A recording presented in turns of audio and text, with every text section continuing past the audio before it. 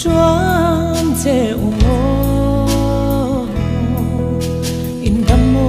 in chatlangin chung khwanun min hualanga kan le in tong le nge donya o ka chia o ka una le na tlang chu dang ri ma se hun le ni liam chuan in ton le ni her chuak se kan hin na kan kin na runa thing pui no dom le in o in tong le nge o in a nge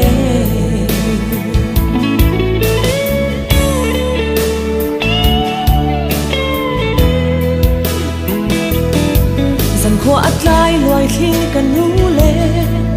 ka mangai ka chung le kwa te min he thiam o mang o in himo in him tlangin zan mo thina har ka ti min hu ti ro ka u le nau te o ka chia o ka u nau le na tlang chu dang ri ma se hun le ni liam chuan in ton le ni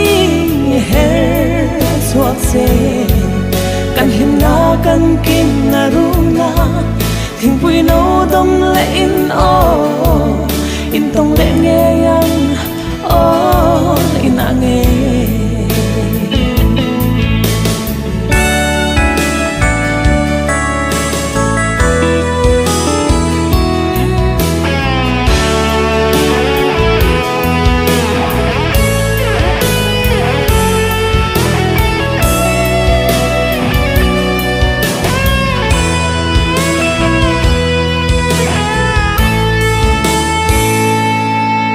lai thal cha chu le chi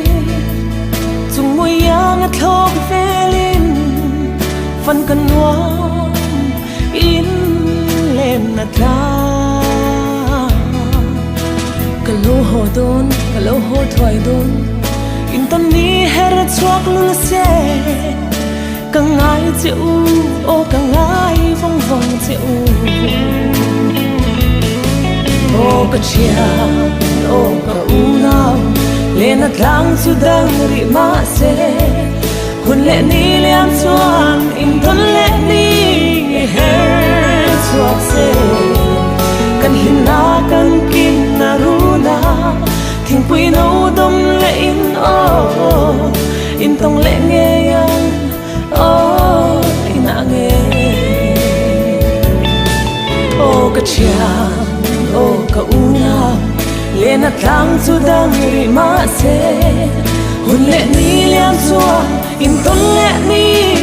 her chuak se kan him na kan kim na ru na thing pui no dom le in o in tong le nge yang